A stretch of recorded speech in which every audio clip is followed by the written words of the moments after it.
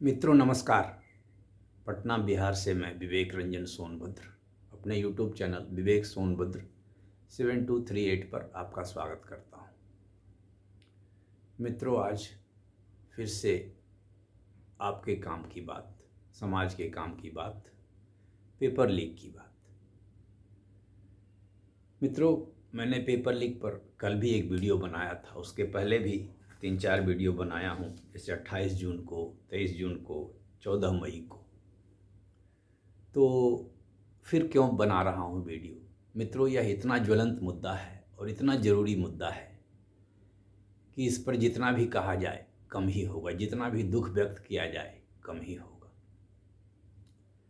तो आज कल के बाद वीडियो बनाने की ज़रूरत इसलिए भी पड़ी क्योंकि प्रधानमंत्री जी का वक्तव्य पहली बार मेरी जानकारी में पहली बार पेपर लीक पर उन्होंने बहुत कुछ बोला है।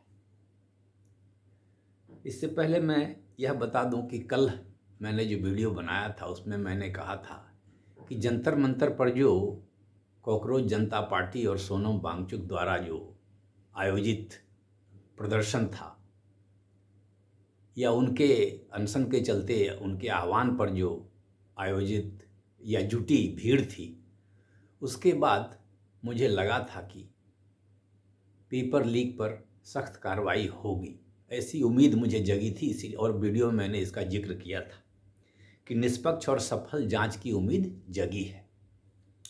तो मित्रों, मुझे अभी फिर लग रहा है कि निष्पक्ष और सफल जांच की उम्मीद कायम है और होगी। जांच सफल होगी और निष्पक्ष होगी। आगे भविष्य तो किसी ने देखा नहीं। तो प्रधानमंत्री जी कल एनडीए संसदीय दल की बैठक में मौजूद थे और बैठक को उन्होंने संबोधित किया। उस बैठक का नाम मंगल मिलन था। राजग संसदीय दल की बैठक मंगल मिलन में कहा कि नीट प्रश्न पत्र लीक मामले में शामिल 13 दोषियों को तत्काल गिरफ्तार कर सख्त कार्रवाई की गई है। तो उन्होंने कहा क्या कि पेपर लीक जो है वह घोर पाप है। बात भी सही है, घोर पाप तो जरूर है और इसमें लोगों को कठोर से कठोर सजा मिलनी चाहिए और मिलेगी। उन्होंने कहा कि सरकार ने ऐसा प्रयास किया है कि काबिल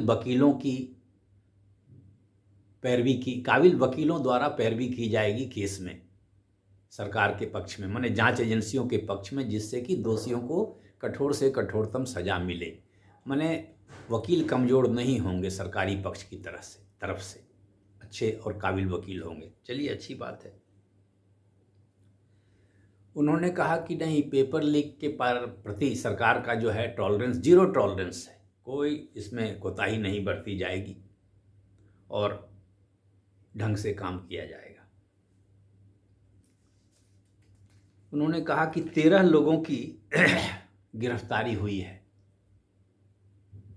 ठीक है, नीट पेपर लीक में 13 लोगों की गिरफ्तारी हुई है, अच्छी बात है।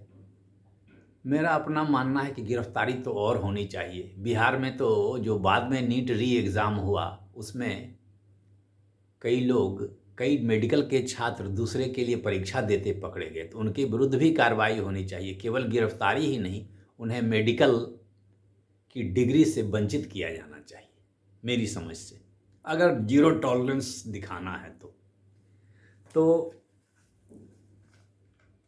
उनके विरुद्ध भी कड़ी कार्रवाई होनी चाहिए। प्रधानमंत्री जी ने कहा कि पेपर लीक ऐसा मुद्दा है जिस पर कोई राजनीति नहीं होनी चाहिए और राज्यों और केंद्र सरकार दोनों को मिलकर इस पर काम करना चाहिए। अच्छी बात है, यह भी बात सही है, क्योंकि ये तो कानून और विधि व्यवस्था का भी मामला है जो राज्यों के पास है। राज्य में इतने जगह परीक्षाएं होती है। अच्छा, उन्होंने यह भी कहा कि पेपर लीक होने के तुरंत बाद सरकार ने जल्द से जल्द यह सुनिश्चित किया कि पुनर्परीक्षा हो और उस फुल प्रूफ सिस्टम से हो, कोई लीक ना हो।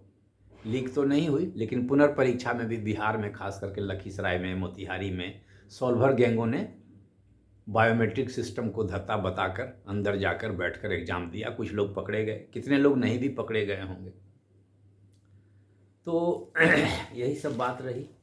और उन्होंने यह भी कहा अपने सांसदों को सलाह दिया कि आप छात्रों से संवाद कीजिए और उनका भ्रम दूर कीजिए। मैंने संवाद करने का मतलब क्या हुआ? भ्रम दूर करना या उनको आश्वस्त करना कि सरकार स्टूडेंट के हितों के साथ कोई अन्याय नहीं होने देगी। कहने का मतलब मैं अपने ढंग से कह रहा हूँ।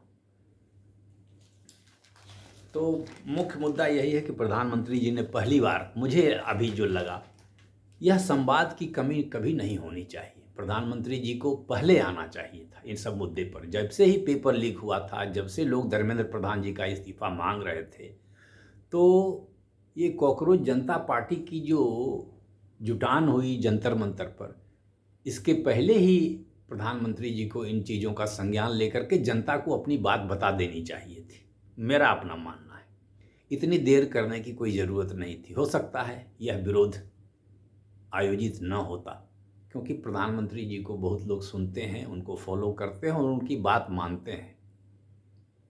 तो चलिए, देर से आए लेकिन दुरुस्त आए। उन्होंने इस पर अपना पक्ष रखा और उम्मीद है कि सचमुच दोषियों पर कार्रवाई होगी। मात्र 13 पर नहीं तो कई लोग हैं इसमें, सैकड़ों लोग हैं। महाराष्ट्र में सब कोचिंग वाले में कई लोग हैं, मात्र 13 ही गिरफ्तार हुए हैं। बिहार में कई लोग हैं।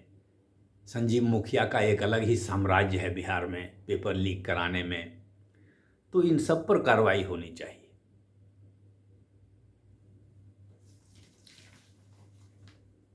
तो यही सब हुआ और इसमें ज़्यादा कुछ नहीं है, मुख्य मुद्दा यही है। तो मैंने सोचा कि छोटा सा संबोधन, मेरा भी बात विचार आप लोगों से हो जाए।